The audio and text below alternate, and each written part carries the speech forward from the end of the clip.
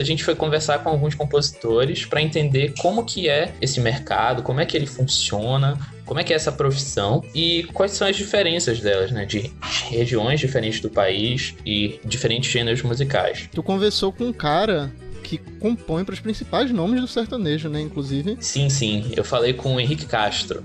Ele é autor de Liberdade Provisória, do Henrique Juliano, Na Cama Que Eu Paguei, do Zé Neto e Cristiano, Sonhei Que Tava Me Casando, do Wesley Safadão, do Lucas Luco e assim, e por aí vai, né? Porra, só hit, né? O bicho deve tirar um dinheiro bom, ou não? Então, deve sim, né? Ele disse isso que hoje a licença para gravar uma música pode custar até 5 mil reais. E aí é licença, né? É. Só a permissão para gravar. Isso. Ele ainda vai tirar sobre isso. Os compositores, no geral, eles recebem a partir de 3 meios, né? O primeiro é o licenciamento, que você libera uma música para um artista gravar em um determinado período, geralmente por um ano, né?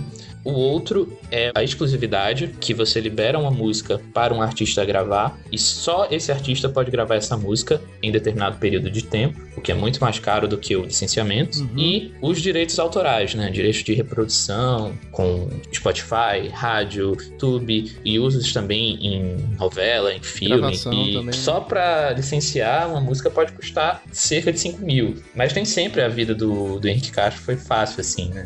Hoje ele é um compositor famoso, mas ele teve um início também bem difícil, né? Ele saiu de Guaraí, no interior do Tocantins, em 2008, foi para Goiânia, a capital do sertanejo, só com 30 reais no bolso, assim, e decidido a ser famoso. Ele tinha uma carreira como cantor e foi tentar emplacar. Só que lá encontrou um monte de dificuldades, né? Era novo na cidade e começou a escrever músicas e dar para outras pessoas. E foi aí que ele começou a trabalhar profissionalmente como composição. Vou ver o que ele falou. Foi bem complicado, porque quando eu cheguei em Goiânia, eu já não tinha mais grana, eu só tinha a fé em Deus mesmo, e um sonho. Ela era um pouco complicado para mim, porque eu ganhava comida dos restaurantes lá no início, até conheci um empresário de Catalão, que me levou para Catalão 3 meses depois, mas aí também não deu muito certo. Voltei de Catalão para Goiânia. Quando eu cheguei em Goiânia, tive que começar do zero novamente. E nesse do zero foi onde eu tomei a decisão de começar a escrever, de começar a compor. E acabei deixando minha carreira um pouco de lado. Comecei só a escrever para grandes nomes, graças a Deus. Depois de um tempo, tentando, batendo muitas portas na cara, vários artistas gravaram minhas músicas e só então a fase melhorou. É uma história comum entre artistas do sertanejo, né? Tem um cara que é o Júnior Gomes, ele é compositor também, e ele compôs, por exemplo, Quem Pegou, Pegou, de Henrique Juliano, Zé da Recaída, de Gustavo Lima, Notificação Preferida, de Zé Neto e Cristiano. Nossa, essa tocou muito. Compôs várias pra Marília Mendonça, mas ele é de Ceará, e aí ele foi pra Goiânia, hoje vive bem, mas ele batalhou um bocado pra poder chegar nisso. Eu vi uma entrevista ele comentando. E não só entre compositores, 2 filhos de Francisco mostra como Zezé de Camargo e Luciano tiveram aí uma estrada nada fácil, né, pra poder chegar até onde chegou. Assim, não que isso seja uma regra, né, não que todo mundo que faça sucesso tenha passado por isso, mas é comum, né. É, o caminho é tortuoso, né. Agora, como é que esses compositores, né, essas pessoas que vieram de baixo, como você falou, aquele, do próprio Henrique, como é que eles chegam nesses artistas, assim, no início da carreira? Tu chegou a conversar sobre isso com ele? Sim, eu sempre tive essa curiosidade também, né? Porque que você tá começando a escrever, como é que você manda uma música, sei lá, pro Wesley Safadão, né? Mas aí eu conversei com ele e, pelo que eu entendi, no início da carreira a coisa funciona na base da amizade mesmo, assim, como tudo em artes, né? Você encontrar a sua turma e dialogando criativamente. O Henrique Castro mesmo, ele era amigo desses artistas que gravaram as músicas dele bem antes deles terem essa fama que tem hoje, né? Ouve aí a história. No início é muito complicado você fazer amizade com um artista que já tá estourado, mas eu sempre fui um cara muito abençoado, um cara de muitas amizades. E quando eu conheci o Henrique e Juliano, eles também não eram famosos, então a gente já tinha uma amizade. E eu conheci também vários artistas que não eram famosos, que era do meu ciclo de amizade, bem no início. Era Marília Mendonça, Maiara e Maraíza, Zé Neto e Cristiano. O Henrique e Juliano, nessa época, estava começando a estourar em Goiânia, quando eu andava com essa turma toda aqui em Goiânia. E eu pude assistir de perto esses grandes nomes acontecerem, estourarem na música sertaneja. Eu já tinha uma amizade com eles já. Depois de um tempo eu comecei a fazer músicas, chamar a atenção da galera, dos grandes nomes. Consegui chegar no Wesley Safadão através das minhas músicas também. E acabou que eu me tornei uma pessoa bem relacionada, né, no meio, por estar sempre compondo e sempre perto da galera que curtiu o meu trabalho. Agora, como é que ele recebe por isso? A gente falou aqui das 3 formas de recebimento que um compositor tem direito, né? Mas tu chegou a conversar com ele, tipo, quais são as formas mais tradicionais, ou se ele costuma não usar alguma delas, não sei. Como foi esse papo? Então, ele falou que hoje a principal fonte de renda dele, pessoalmente, são os direitos autorais, justamente por causa do volume de música que ele já tem tocando ao mesmo tempo, né, na praça. Mas que também sobrevive muito de exclusividade e licenciamento. Vamos ouvir o que ele fala.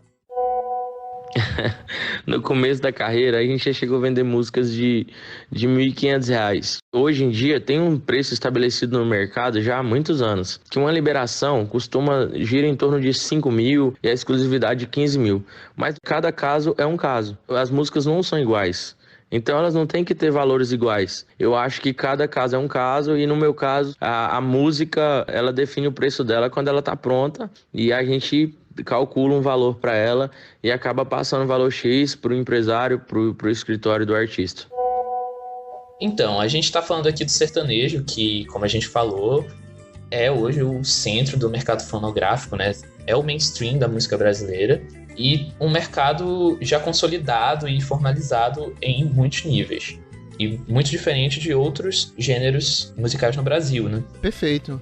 E aí, para ampliar essa noção de mercado, eu conversei com um dos compositores pernambucanos de maior destaque, hoje aqui no Nordeste, que é Elvis Pires. Adoro. Pra quem não conhece Elvis Pires, deixa eu citar só algumas das músicas dele. Chupa que é de uva, de Aviões de Forró. Tem Passo Serrote, que é um sucesso muito grande, principalmente no Pará, porque virou um melody e é maravilhoso. Novo Namorado, de Musa, que, enfim, tantas outras pessoas já gravaram. Musa Priscila Senna, né? Musa, que hoje é a Priscila Senna, né? Antigamente Musa do Calypso. Pica-Pau Maluco, de Vício Louco, é de Elvis Pires. Mulher Não Trai, Mulher Se Vinga, de Aviões de Forró, enfim. Mas uma das mais famosas é Só da Tu. Vocês lembram de Só da Tu? A versão brasileira de I Got You. E isso da Baby Richa, né? É assim que se pronuncia, você que é uma pessoa internacional. Eu acho que é Bibi Rexa. Rexa? Eu acho. Enfim. Se tiver errado, Bibi, manda aí um Instagram. Eu tô mandando aqui um zap pro produtor dela, pedindo um áudio. Mandando um Instagram. Eu gosto da expressão mandar um Instagram. A carreira de Elvis começou com ele montando uma banda pra tocar nas festinhas das igrejas aqui no Recife. Com a demanda de shows foi crescendo, ele pensou em comprar música pra banda dele ter música própria, né? Mas aí ele percebeu que isso custava alguma grana que ele não tinha e se juntou com os amigos da banda e falou, bora dar um jeito de compor aqui e tal. Hoje ele compõe, como a gente tá vendo aqui, para os principais artistas, né? Não só do Brega, mas para artistas aqui do Nordeste todo. Agora, sabe o que é mais interessante, GG, em tudo isso? O quê? Que ele doa as músicas dele. Ele não vende as músicas, ele não cobra licenciamento. Nossa. Vê só o que ele falou para mim.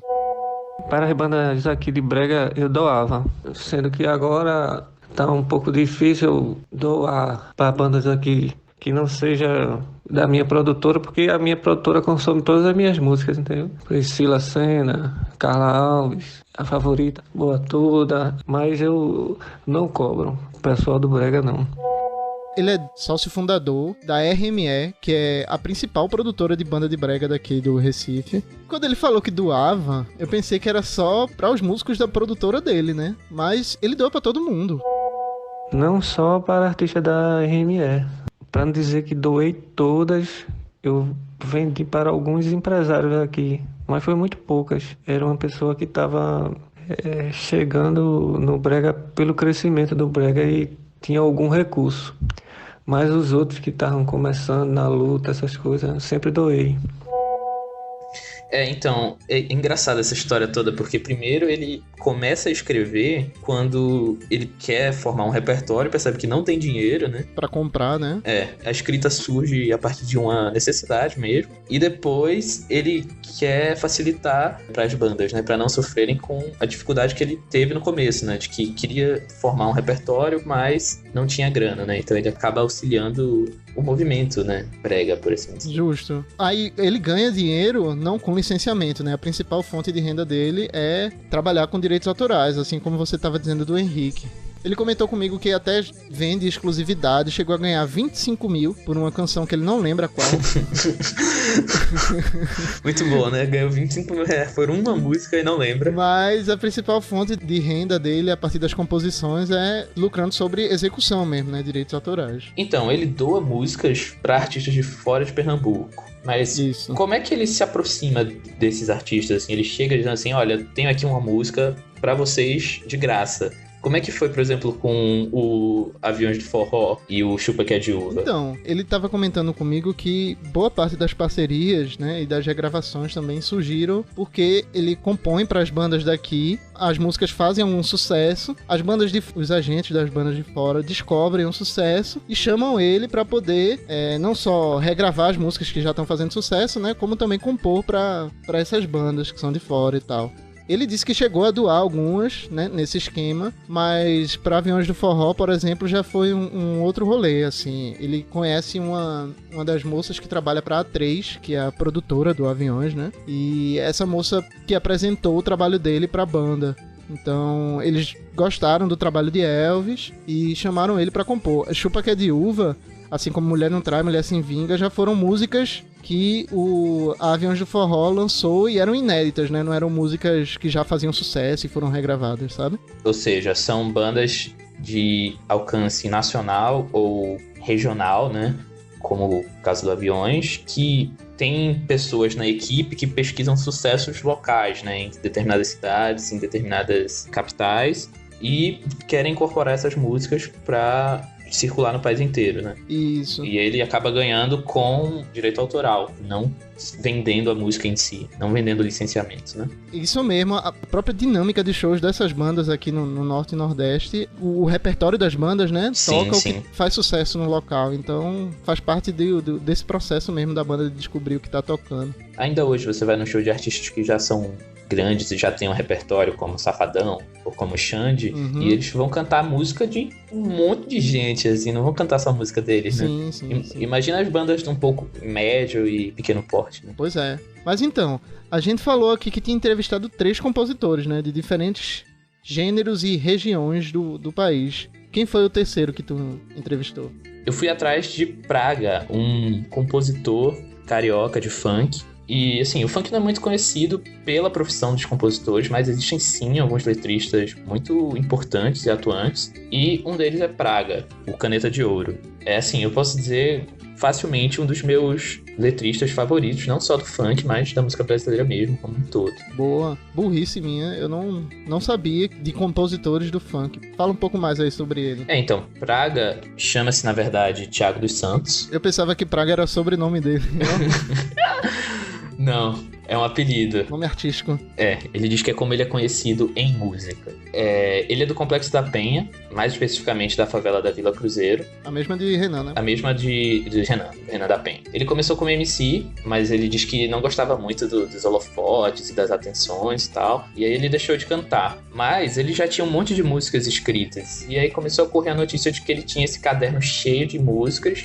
E o pessoal começou a se interessar e ele foi se tornando um compositor. Se Noel Rosa era o poeta da vila, Praga diz que é o poeta da outra vila. Opa! Do caralho. E os maiores sucessos dele, assim, são da era do funk proibidão do Rio, mas também da ostentação de São Paulo, né? Aquela cena que a gente tava falando antes sobre o Neguinho do Cacheta. Ele fez músicas pra gente como Mr. Catra, MC Sabrina, Menor do Chapa, MC Smith, MC Max, e também fez músicas mais recentes, gravadas pelo Pose do Rodo, como Nós Vai Voltar Pra Casa. Agora, o funk é uma música muito informal, né? Até aquele seriado da Netflix lá, o Sintonia, começa no primeiro episódio, mostra o boy lá, o ator principal, que também é MC, né? Vendo a música dele tocar e... É o MC Doni, personagem, e o MC JP na vida real. Isso, e ele vê a música dele tocar e ele não ganha por isso, né? Como é que o compositor de funk ganha? É nesse mesmo sistema que a gente tava falando antes aqui, do Henrique e do Elvis? Sim, é o mesmo esquema. Direitos autorais, licenciamento e exclusividade. E as letras também podem chegar a atingir um valor bem alto. Na época do funk ostentação, por volta de 2013, Praga disse que vendia facilmente uma música por R$ 5.000. Olha aí o áudio dele, o depoimento. Então, cara, a época que eu mais trabalhei com licenciamento foi na época do Funk Ostentação. A época do Funk Ostentação a gente foi pioneiro, a época que a Condzilla tava começando. Algumas músicas que eu fiz com o Boy do Charmes e deram super certo. Foram as primeiras músicas a atingir mais de 20 milhões de visualizações no canal Condzilla. E aí a gente começou, foi a minha, do Guimê.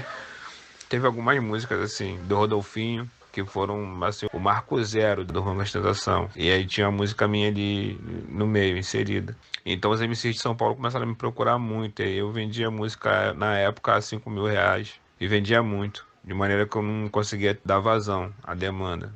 Depois que passou essa fase, assim, tipo, meio que deu uma parada. Mas acho que a música mais cara que eu vendi foi em torno de R$ 10.000. GG, eu tô pensando em virar compositor, viu? Bora tentar um pouquinho. Vamos tentar, né? Mas a gente tem que achar os MCs que estão começando e que vão estourar, né? A gente fala como se fosse uma coisa fácil, né? Agora sim, Praga, como tu tava dizendo, ele não é só um compositor, né? Ele já foi MC. Isso. E pelo que eu soube, ele trabalha agenciando MCs, ele é produtor, empresário, como é? Então, como o profissional da composição ainda não é tão difundido assim no funk, eles acabam desenvolvendo outros projetos, né? Praga atualmente tá agenciando a carreira do MC chamado Luan Shake, em parceria com o jogador Gerson, do Flamengo. Isso é uma história bem inusitada, né? Mas ele também já trabalhou vendendo show, já foi empresário. Enfim, é um cara muito atuante em diversas frentes do mercado da música. Entendi. Agora, além das diferenças de gênero, a gente falou aqui do funk, a gente falou do brega e do forró, né, com Elvis, e falou do sertanejo com o Henrique. O processo de escrita tem características próprias para cada um desses que a gente falou, né? Elvis me contou que não costuma escrever por encomenda, nem muito menos no que ele chama de modo industrial. Ele disse que até já tentou, mas prefere trabalhar a partir da inspiração mesmo, respeito ao criativo e tal. Como é que esses outros caras que tu entrevistou, como é que eles produzem música? Praga tem um modelo de composição similar, assim, com Elvis, né? Ele disse justamente sobre essa importância do ócio criativo e não é um cara que tem uma disciplina, um método de ficar criando música toda hora, né?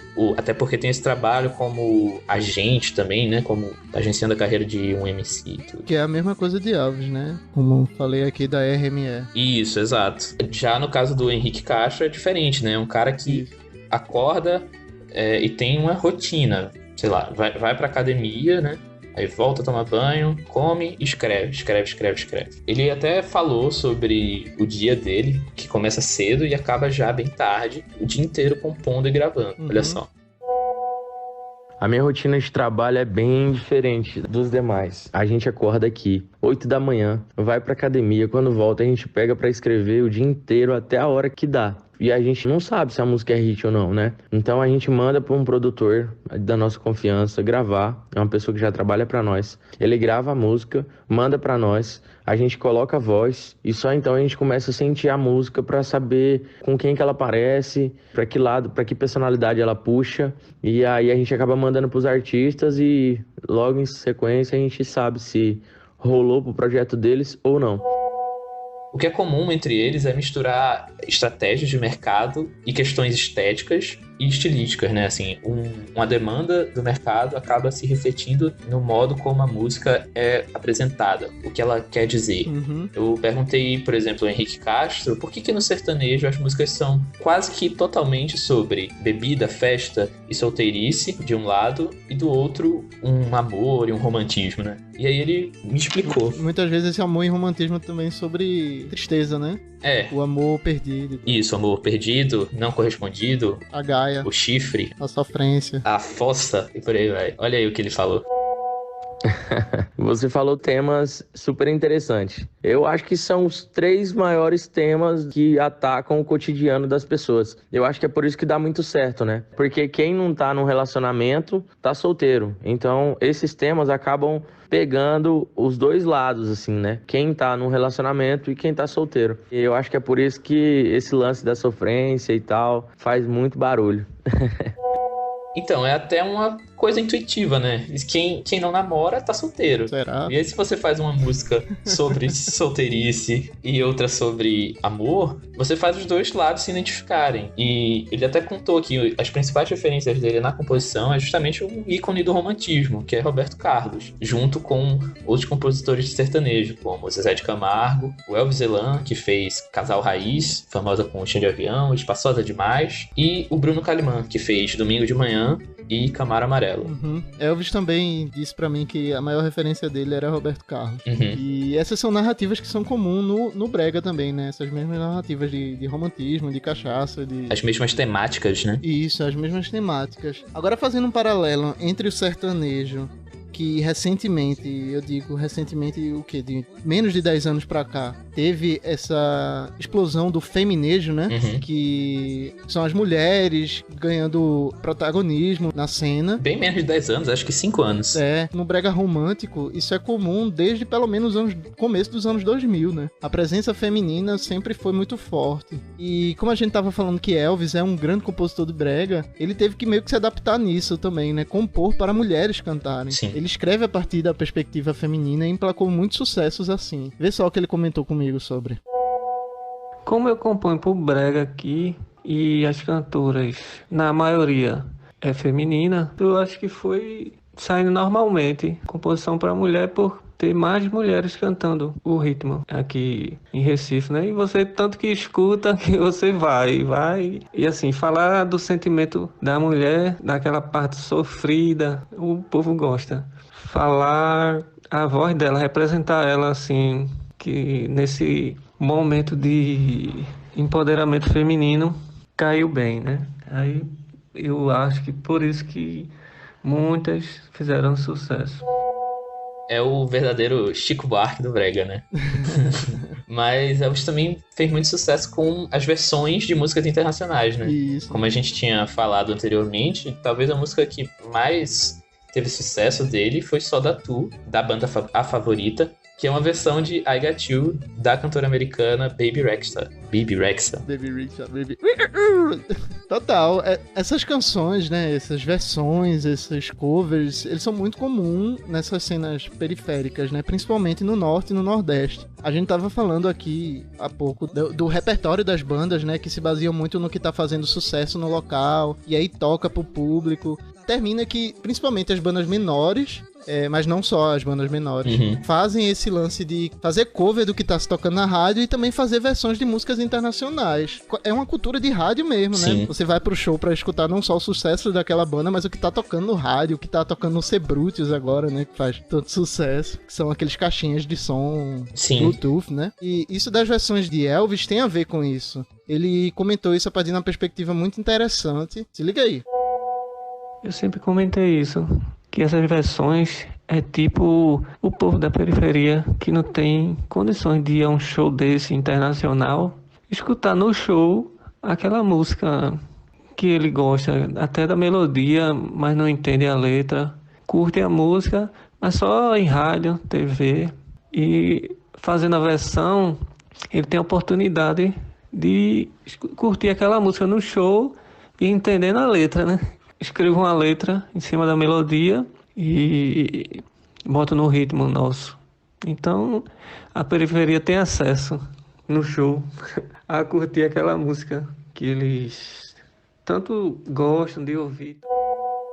É muito antes do Juntos e Shallow Now, né? Eu achei uma sacada muito boa dele falar como trazer pra realidade das pessoas, né? Que não falam inglês, como ele disse, que não falam espanhol. É uma forma de democratizar, né?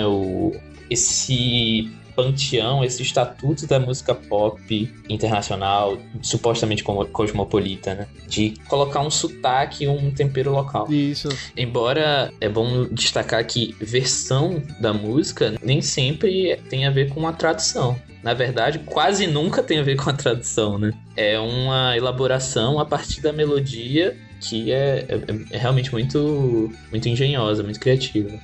Elvis fala sobre isso. Agora, as letras de Praga, pelo que você falou, elas estão pegando, inclusive, uma linha social mais marcada, né? Aquela coisa do rap mesmo e tal, que é característico do funk da Baixada Santista também. Sim, do funk da Baixada Santista e do Proibidão, né?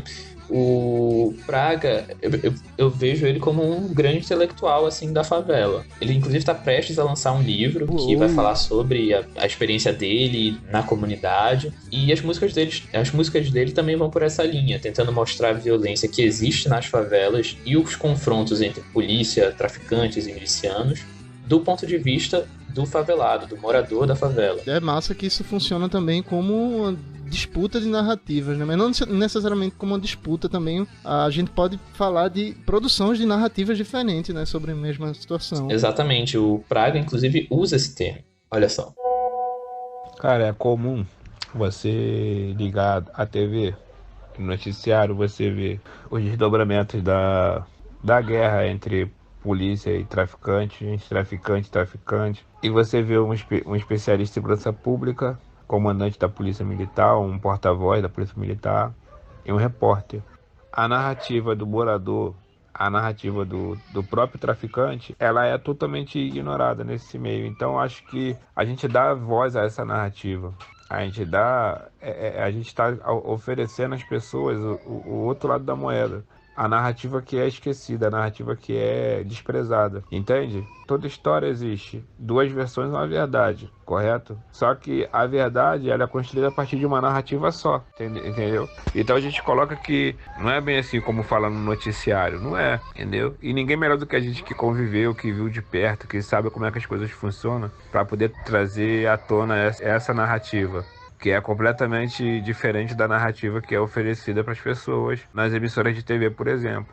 Entende? Então a gente procura trazer esse outro lado da mesma realidade, né? Que é uma coisa que incomoda. Então é pertinente a gente falar, é pertinente a gente buscar resposta, levantar a discussão.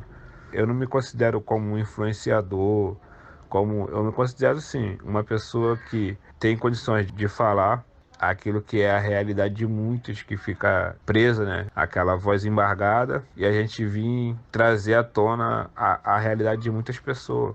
Eu acho que esse que é o papel fundamental, por isso que eu gosto tanto desse tema. Falar sobre violência, porque a gente vê isso nos filmes, a gente vê isso nos livros, né? E que eu tenho como oferecer uma outra versão dos fatos.